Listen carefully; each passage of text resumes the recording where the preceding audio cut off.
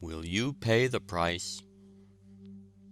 The gods sell anything and to everybody at a fair price. Emerson. All desire knowledge, but no one is willing to pay the price. Juvenal. There is no royal path which leads to geometry. Euclid. There is no road to success but through a clear, strong purpose. A purpose underlies character, culture, position, attainment of whatever sort. T. T. Munger. Remember, you have not a sinew, whose law of strength is not action. You have not a faculty of body, mind, or soul, whose law of improvement is not energy.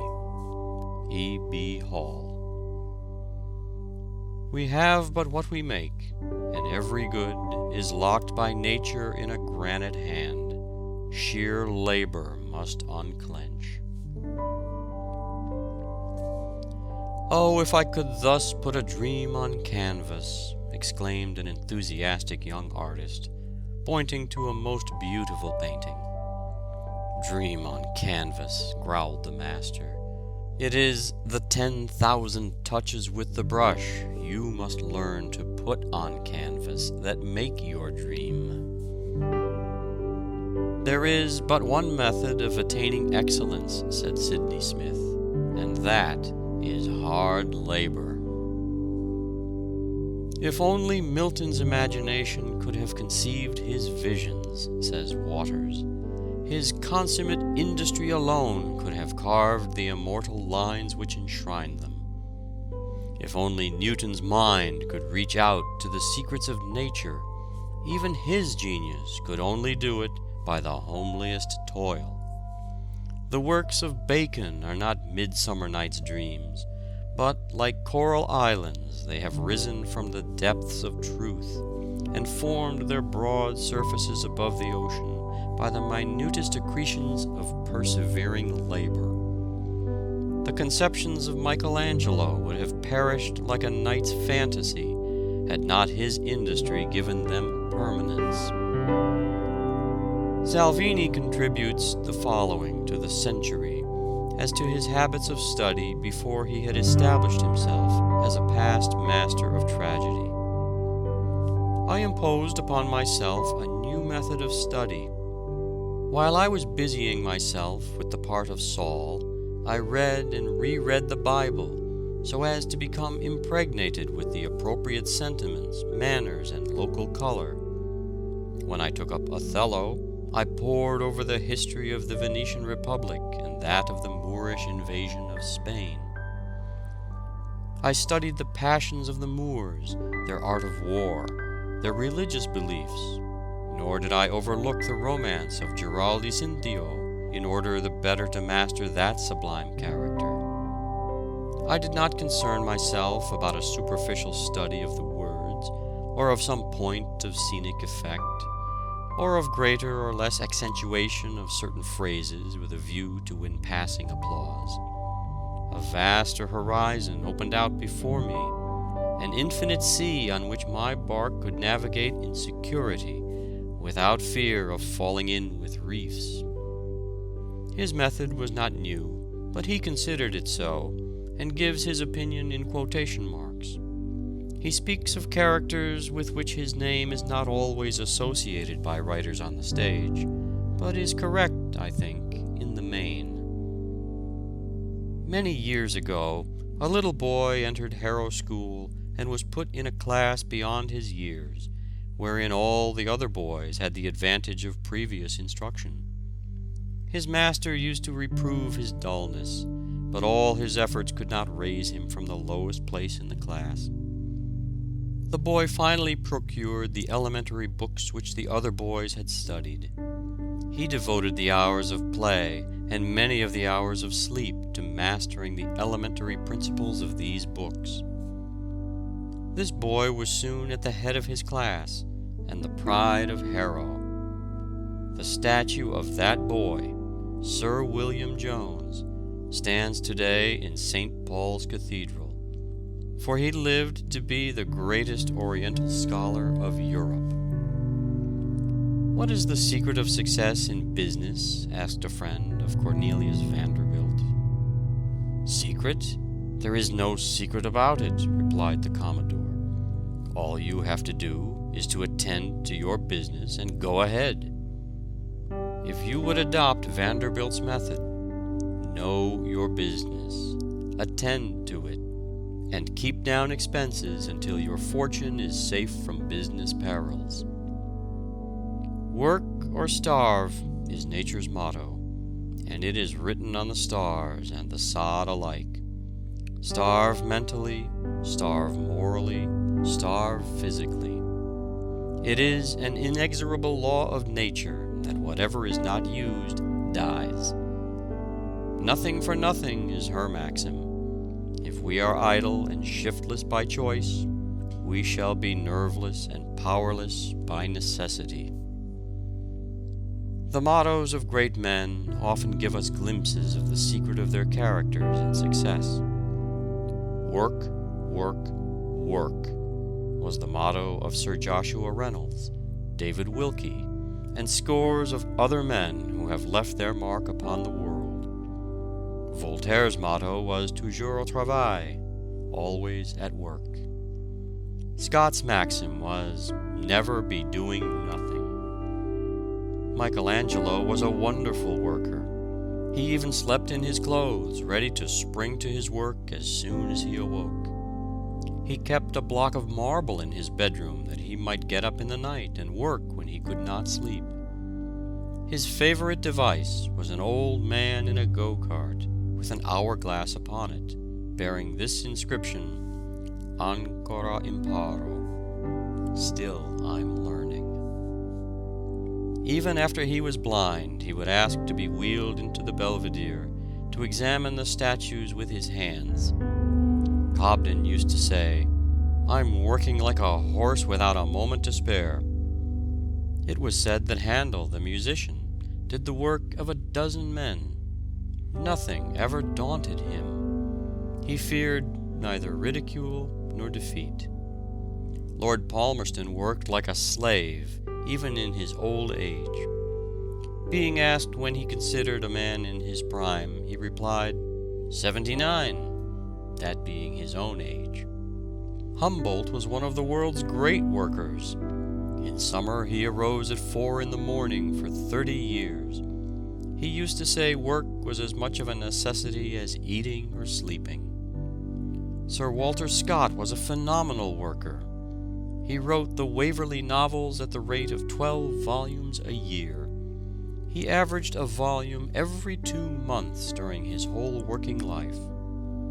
What an example is this to the young men of today of the possibilities of an earnest life. Edmund Burke was one of the most prodigious workers that ever lived. George Stephenson used to work at mealtime, getting out loads of coal while the miners were at dinner, in order that he might earn a few extra shillings to buy a spelling book and an arithmetic. His associates thought he was very foolish, and asked him what good it would do to learn to read and cipher. He told them he was determined to improve his mind, so he studied whenever he could snatch a minute before the engines fire, and in every possible situation, until he had a good, practical, common-sense education. Garibaldi's father decided that Giuseppe should be a minister, because the boy was so sorry for a cricket which lost its leg.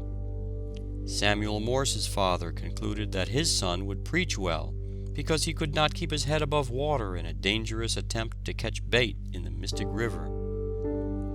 President Dwight told young Morse he would never make a painter, and hinted that he would never amount to much anyway if he did not study more. Although under the teaching of West and Alston in London, he became a tolerable portrait painter, he did not find his sphere until returning from England on a sailing vessel.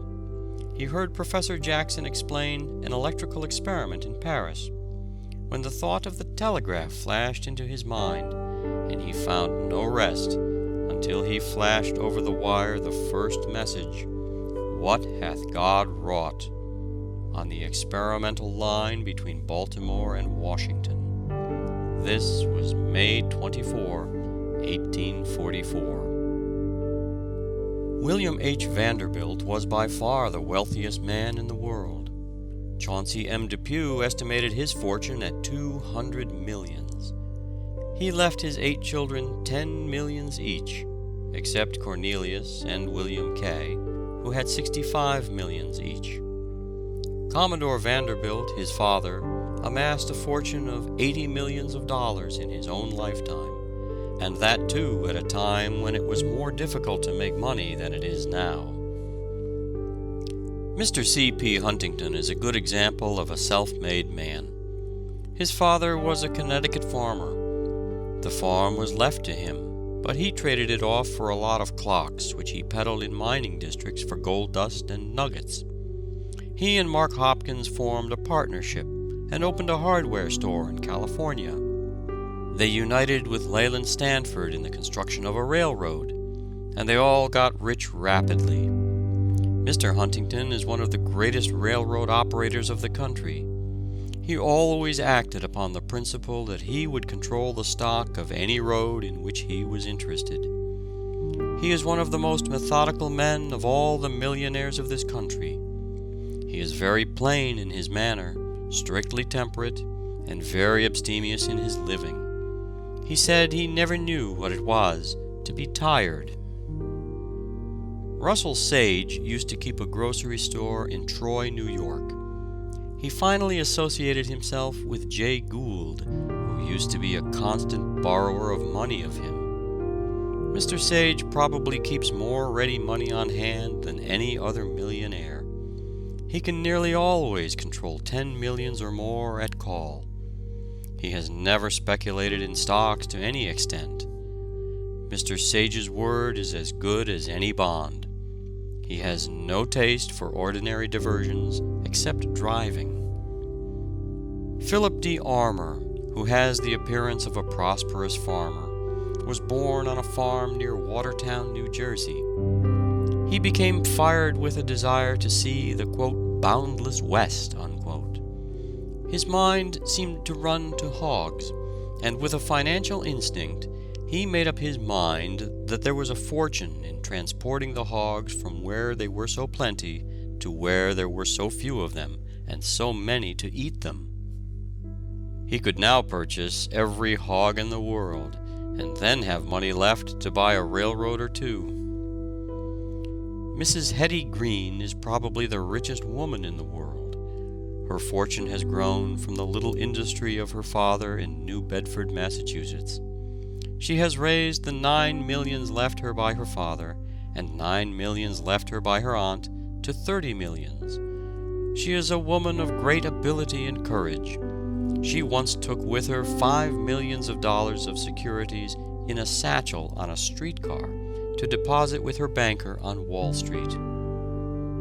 The probabilities are that billionaires will be as plentiful in the 20th century as millionaires are today, through hard work, self-denial, rigid economy, method, accuracy, and strict temperance, for not one of the self-made millionaires are intemperate. John D. Rockefeller never tastes intoxicating liquor. He seems as unvarying in his method and system as the laws of the universe. Jay Gould did not use wine or intoxicating liquor of any kind. Mr. Huntington does not even drink coffee, while William Waldorf Astor merely takes a sip of wine for courtesy's sake. Not one of the leading millionaires uses tobacco, and not one of them is profane. Very rich men are almost always honest in their dealings, so far as their word is concerned. William Waldorf Astor, until recently, has been considered the richest man in the world, but John D. Rockefeller surpasses him now, it is said. The whole wealth of Croesus was little more than the income of this modern Croesus for 1 year. Mr. Rockefeller controls about 80 or 90 millions of capital stock in the Standard Oil Trust. The Standard Oil Company is one of the best managed corporations in the world.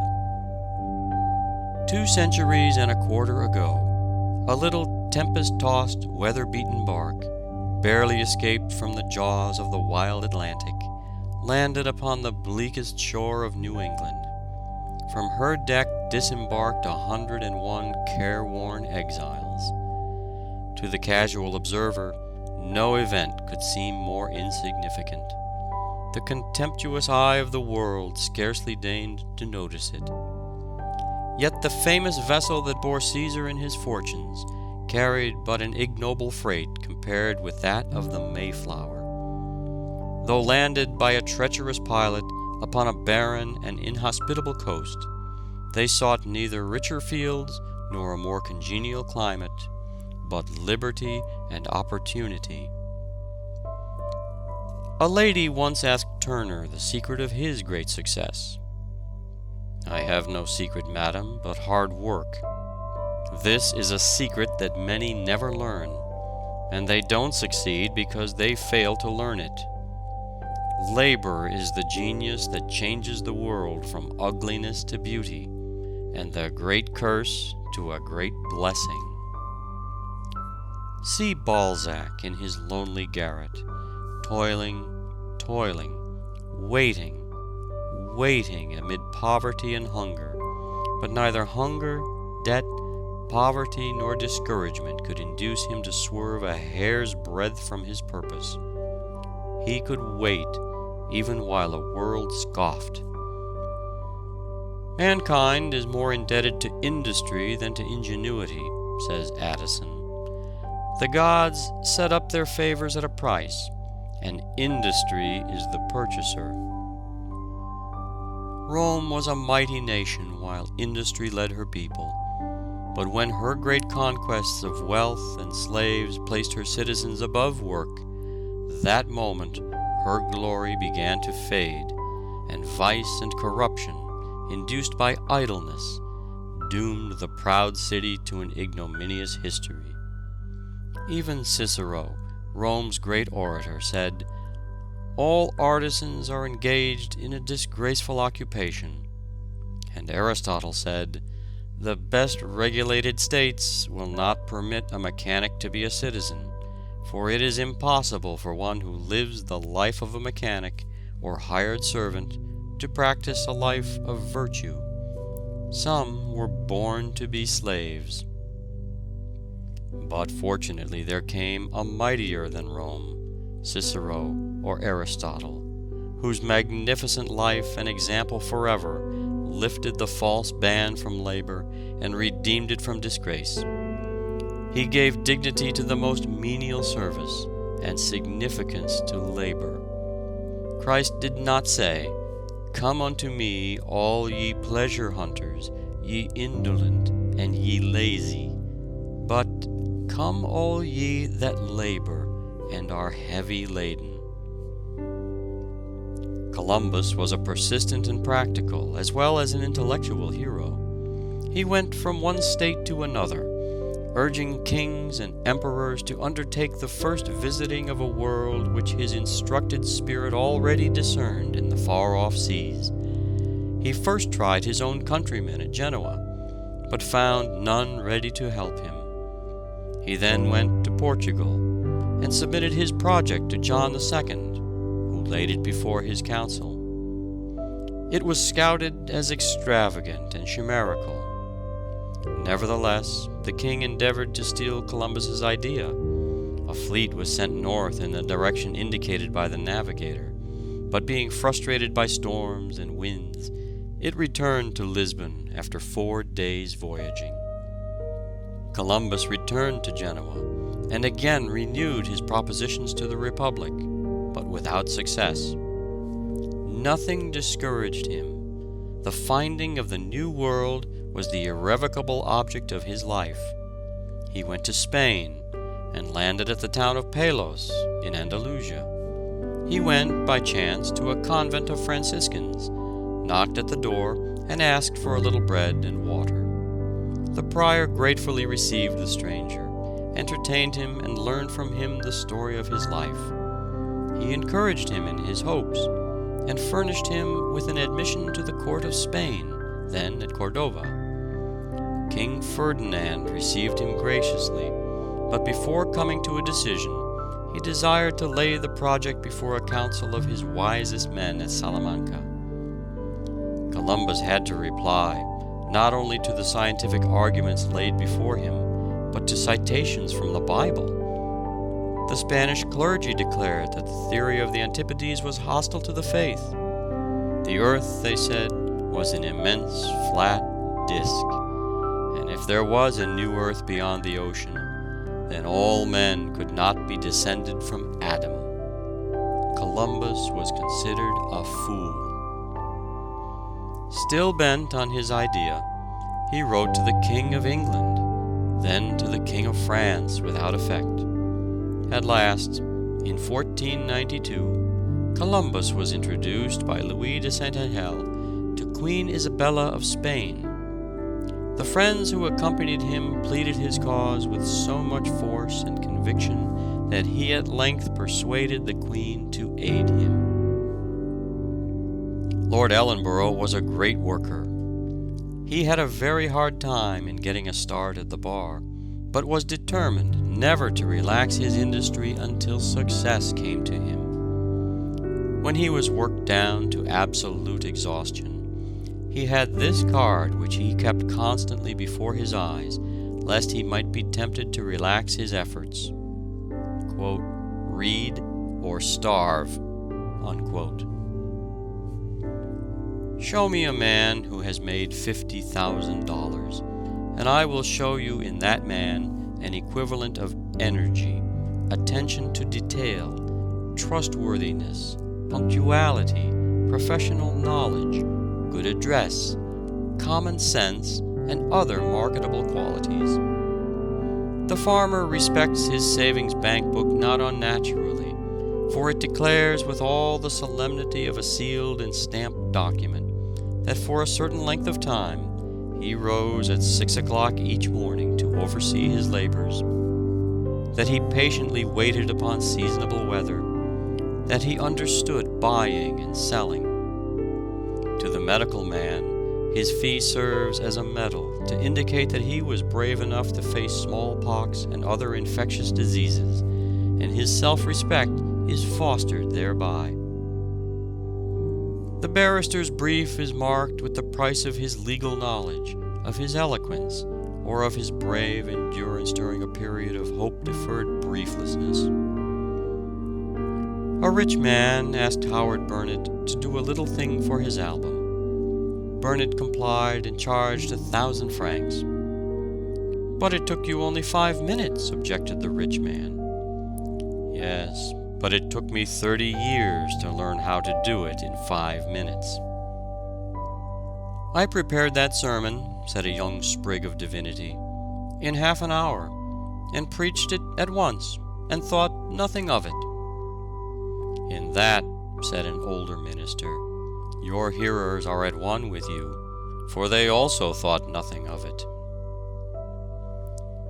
Virgil seems to have accomplished about 4 lines a week, but then they have lasted 1,800 years, and will last 1,800 more. 7 years Virgil is said to have expended in the composition of the Georgics, and they could all be printed in about 7 columns of an ordinary newspaper. Tradition reports that he was in the habit of composing a few lines in the morning, and spending the rest of the day in polishing them. Campbell used to say that if a poet made 1 good line a week, he did very well indeed. But Moore thought that if a poet did his duty, he could get a line done every day. What an army of young men enters the success contest every year as raw recruits. Many of them are country youths flocking to the cities to buy success. Their young ambitions have been excited by some book, or fired by the story of some signal success, and they dream of becoming Astors or Gerards, Stuarts or Wanamakers, Vanderbilts or Goulds, Lincolns or Garfields, until their innate energy impels them to try their own fortune in the magic metropolis. But what are you willing to pay for, quote, success, unquote, as you call it, young man? Do you realize what that word means in a great city in the 19th century, where men grow gray at 30 and die of old age at 40, where the race of life has become so intense that the runners are treading on the heels of those before them, and, quote, woe to him who stops to tie his shoestring, unquote. Do you know that only 2 or 3 out of every 100 will ever win permanent success, and only because they have kept everlastingly at it, and that the rest will sooner or later fail, and many die in poverty because they have given up the struggle? There are multitudes of men who never rely wholly upon themselves and achieve independence. They are like summer vines which never grow even ligneous, but stretch out 1,000 little hands to grasp the stronger shrubs, and if they cannot reach them, they lie disheveled in the grass, hoof-trodden and beaten of every storm. It will be found that the first real movement upward will not take place until, in a spirit of resolute self-denial, indolence so natural to almost everyone is mastered. Necessity is, usually, the spur that sets the sluggish energies in motion. Poverty, therefore, is often of inestimable value as an incentive to the best endeavors of which we are capable. End of Chapter 6. Recording by David Martin. Audiobook provided by TaughtToProfit.com.